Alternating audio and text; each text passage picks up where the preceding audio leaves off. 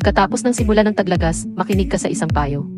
Kung may taong mainitin ang ulo sa bahay, siguradong mag-alaga ka ng isang palayok ng lotus. Kapag may bote o maliit na mangkok ng isda sa bahay, maaari mong palagyin ito. Maganda ang mga bulaklak. Basta ilagay ang mga buto sa tubig.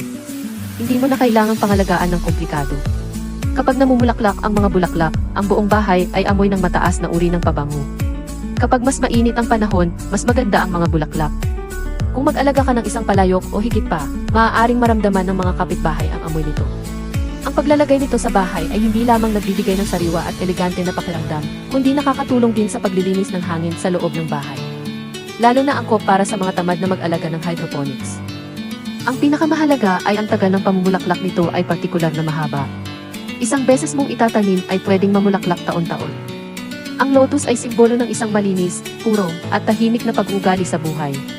Kung gusto mo, maaari ka ring mag-alaga ng isang palayok.